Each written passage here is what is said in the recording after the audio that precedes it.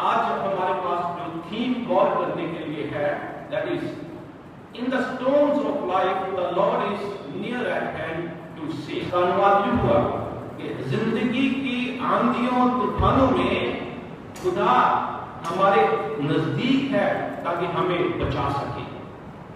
जो आज हमारी जिंदगी बड़े उथल पुथल से भरी हुई है, अच्छे समय भी होते हैं लेकिन बुरे समय हावी होते हैं, और उन बुरे समयों में से हम जब गुजरते हैं हम इस बात को महसूस करते हैं कि सचमुच ये आंधियां, ये तूफान हमारी जिंदगी को हिलाकर रख देती हैं और हम ऐसी परिस्थितियों में कई दफा निरुत्साहित हो जाते हैं, कई दफा डिप्रेस्ड हो जाते हैं, कई दफा हमें कोई भी आशा, कोई उम्मीद नहीं रहती। लेकिन परमेश्वर का कलाम आज हमें इस अध्याय से यही शिक्षा देने जा रहा है कि जिंदगी की आंधियों तूफानों में परमेश्वर प्रभु यीशु मसीह हमारे साथ रहते हैं ताकि हमें इन आंधियों तूफानों से बचा सके। आज हमने मुकद्दस बाइबल में से अंजील मुकद्दस का पाठ पढ़ा, gospel according to saint Matthew chapter 14 verses 22 to 33। अंजील मुकद्दस से मत्ती की अंजील 14 अध्याय उसकी 22 आयत से 33 आयत के अखीर तक था। और this incident is my favourite in the Bible. मुकद्दस बाइबल में सारे वचन मेरे फेवरेट है, लेकिन ये और भी अच्छा लगता है मुझे क्योंकि ये जिंदगी के हर बुरे हालात में हमें प्रोत्साहित करता है कि हमें कहीं भी भयभीत होने की जरूरत नहीं है। आज मैं इस पैसेज को आपके सामने स्टेप बाय स्टेप शेयर करना चाहता हूं, इसलिए मेरे साथ रहें। अगर आप बाइबल के साथ हैं तो आप अपना ध्यान बाइबल पर जरूर केंद्रित रखें। प्रभु के वचन में हमने इस हिस्से को पढ़ा 22 आयत से लिखा, तब उसने तुरंत अपने चेलों को नाव पर चढ़ने किया कि वे उससे पहले पार रहे जब तक वह लोगों को विदा करे। प्रभु यीशु मसीह अपने चेलों को इस समय एक इंस्ट्रक्शन दे रहे हैं कि वे मेरे से पहले नाव पर और झील को पार कर वहां पर पहुंचे। और खुदा यीशु मसीह खुद जो भीड़ प्रभु यीशु मसीह का वचन सुनने के लिए उसके चारों ओर इकट्ठी थी, जो उसके मिरेकल्स को देखने के लिए या उसे शिफा पाने के लिए वहां पर इकट्ठी थी, उनको खुद विदा करने लगा। शाम का समय था और प्रभु यीशु मसीह ने अपने चेलों को नाव पर रुखसत किया और भीड़ को भी विदा किया। और इसके बाद क्या करते हैं? प्रभु यीशु मसीह कहते हैं 23 आयत में लिखा, वह लोगों को विदा करके प्रार्थना करने को अलग पहाड़ पर चला गया और सांझ को वह वहां अकेला था। He was alone, but he had a purpose. वो अकेले थे लेकिन वो एक उद्देश्य के साथ थे और उनका उद्देश्य था प्रार्थना, prayer. My dear friends, prayer is inseparable part of life of a believer. प्रार्थना एक विश्वासी के जीवन का अभिन्न हिस्सा है। कभी भी आप एक विश्वासी के जीवन से प्रार्थना को अलग नहीं कर सकते। यानी जो द होली बाइबल, मुकद्दस बाइबल इसी बात का बयान करती है। Prayer is the means through which we can establish relationship with God. प्रार्थना ही एक ऐसा तरीका है जिसके द्वारा हम अपना रिश्ता खुदा के साथ, परमेश्वर के साथ जोड़ जा सकते हैं। प्रार्थना ही एक ऐसा तरीका है जिसके द्वारा हम अपनी मिन्नतों को खुदा की हज़ूरी में रख सकते हैं। And prayer is the only means through which we receive blessings. प्रार्थना ही एक ऐसा जरिया है जिसके द्वारा हम परमेश्वर से आशीषें भी पाते हैं। इसलिए एक विश्वासी का जीवन प्रार्थना वाला जीवन होता है। मुकद्दस बाइबल में इसके बारे में बहुत कुछ बयान किया गया है। Life of Jesus was full of prayer. और यीशु मसीह का जीवन प्रार्थना से भरा हुआ था। जब हम खुदा के कलाम में लूका की अंजील 6 अध्याय उसकी 12 आयत से देखते तो वहां पर भी लिखा, प्रभु यीशु मसीह प्रार्थना करने के लिए अकेले में चले गए। लूका की अंजील 9 अध्याय उसकी 28 आयत में प्रभु यीशु मसीह अपने चेलों याकूब और यूहन्ना और पतरस के साथ एक पहाड़ पर चले गए। क्यों? ताकि उनके साथ मिलकर प्रार्थना कर सके। Jesus Christ was praying all the time. My dear people, Bible describes about the warriors of prayer. मुकद्दस बाइबल में दुआओं के योद्धाओं की भी बात करी गई है। मैं आप समय की नज़ाकत के साथ आपके सामने कुछ एक नाम रखना चाहूंगा। दानियल नबी को कौन भूल सकता है? मुकद्दस बाइबल में दानियल की किताब उसमें इस बात का जिक्र है। दानियल वो बंदवाई में थे, तब भी वो प्रार्थना करना ना छोड़े। वो दिन में 3 दफा परमेश्वर यहोवा का नाम लेकर दुआ किया करते थे। दरवाजे कॉन्स्पिरेसी, एक षड्यंत्र उसके खिलाफ रचा गया। राजा की मोहर और राजा के हस्ताक्षर के साथ ये आज्ञा निकाली गई कि 30 दिन तक कोई भी किसी परमेश्वर का नाम लेकर दुआ नहीं करेगा, बल्कि राजा का नाम लेकर दुआ करेगा। How can Daniel stay away from praying with the name of God? दानियल नबी कैसे परमेश्वर का नाम लिए बिना दुआ कर सकता था? यानी जो मुकद्दस बाइबल में बताया गया है, जब उसे पता चला कि इस कागजात पर राजा के हस्ताक्षर हो गए हैं, मोहर लग गई है, वो फिर अपनी उस उपरोली कोठरी में गया जिसकी खिड़की यरूशलेम की हैकल की तरफ खुलती थी और दुआ करने लगा।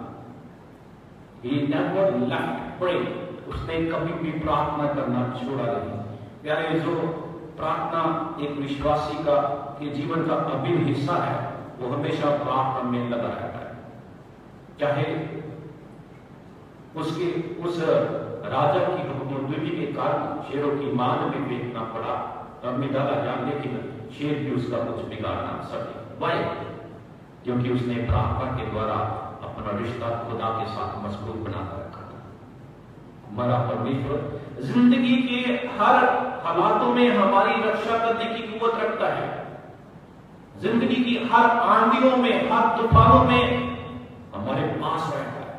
जैसे दानियल के पास था, वैसे आज आपके और मेरे पास भी है। संत पौलुस को हम देखते हैं, वो एक प्रार्थना का योद्धा था। इफिसियों के था, उसके 3 अध्याय उसकी 14 से 21 आयत पढ़े तो वहां पर पता चलता, जब पतरस बंदी गृह में था, जेल में था, उसने वहां पर भी प्रार्थना करना ना छोड़ा।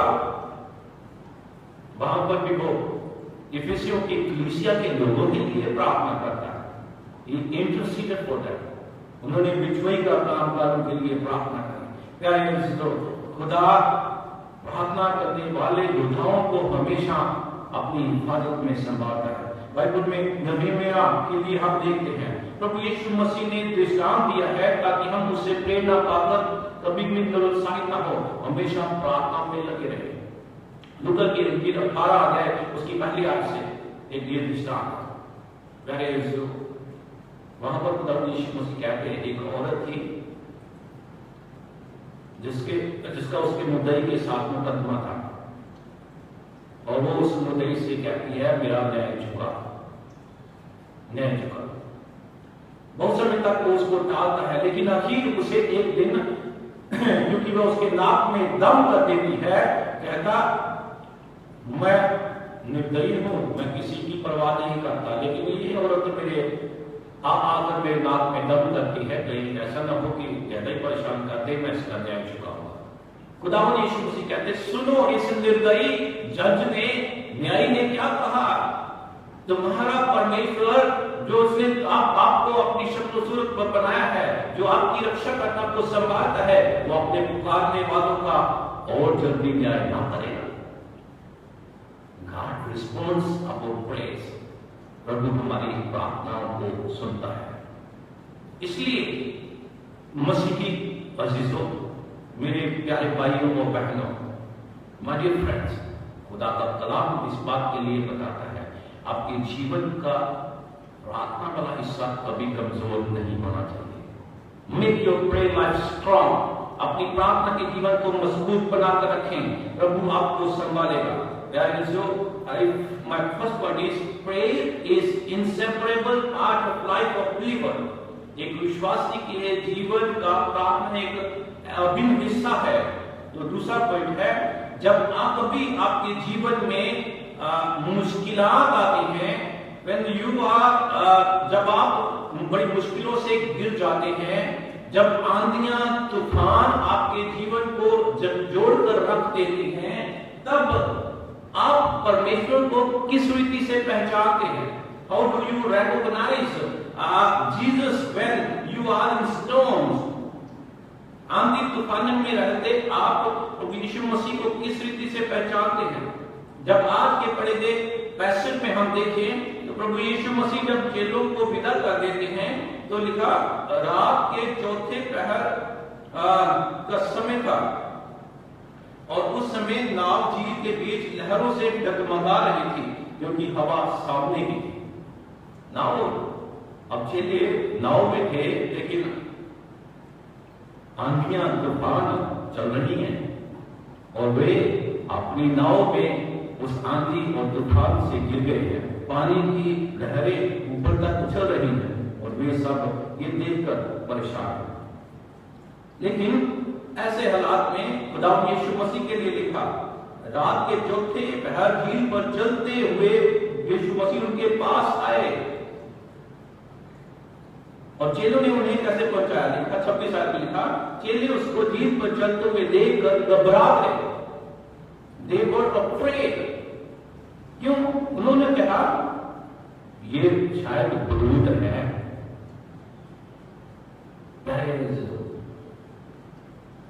जीसस क्राइस्ट, यीशु मसीह जब जमीन पर रहते खिदमत करते थे, he was also recognized with different identities। उन्हें भी कई दफा अलग अलग पहचान से पहचाना गया। एक दफा गलत, एक दफा प्रभु यीशु मसीह अपने चेलों से पूछते हैं कुछ लोगों में होकर आए हो, खिदमत करते रहे हो, लोग मेरे बारे में क्या कहते हैं कि मैं कौन हूं? उस समय चेले कहते हैं, कुछ कहते हैं एलिया, कुछ कहते हैं यूहन्ना बपतिस्मा देने वाला शायद फिर से जीवता, और कुछ कहते हैं नबियों में से एक। तो प्रभु यीशु मसीह के चेलों से पूछे तुम मेरे बारे में क्या कहते हो? तब पतरस प्रभु यीशु मसीह के लिए कहता है तू जीवित परमेश्वर का पुत्र मसीह है। यस माय डियर पीपल, प्रभु यीशु मसीह की असल पहचान यही है, he is the living sun of God, जीवित परमेश्वर का पुत्र मसीह है। जब हम खुदा के वचन में देखें तो आज के लेसन में भी लास्ट वर्ष में जब लोग अद्भुत तरीके से प्रभु यीशु मसीह के इस आश्चर्य कर्म को देखते हैं, चेले देखते हैं, तो वो कहते हैं सचमुच तू परमेश्वर का पुत्र है, truly you are son of God. जब हम इस स्टेज पर हैं कि हम परमेश्वर को अपनी आंधी तूफानों के समय किस रीति से पहचानते हैं, इन चेलों ने तो यीशु मसीह को शायद एक भूत के समान जाना और डर के मारे को चिल्ला रहे। आज हम प्रभु यीशु मसीह को अपनी परेशानियों में किस रीति से जानते हैं? क्या हम इस बात को विश्वास करते हैं कि वो हमारी परेशानी को हमसे दूर कर सकता है, जब हमें उस परेशानी से स्वतंत्र कर सकता है, हमें उस परेशानी का हल प्रदान कर सकता है, जहां फिर हम इंसानों की तरफ देखते हैं, लोगों की तरफ देखते हैं। मैं आपको परमेश्वर के कलाम से प्रेरित करना चाहता हूं। प्रभु का कलाम हमें इस बात के लिए प्रेरित करता है कि जब कभी तुम दुविधा में हो तो प्रार्थना के जरिए प्रभु के पास जाएं, क्योंकि वही आपको संभाल सकता है। लोगों को चेलों ने प्रभु यीशु मसीह को भूत की मारी पहचाना। प्यारे जिंदगी बड़े ऐसे हालातों से बनी रहती है, जब बुरे हालात होते हैं ना, प्रभु यीशु मसीह को पहचानने से पहले हम अपने लिए भी सोचते हैं और कई दफा इतने डिप्रेशन में निरुत्साहित हो जाते हैं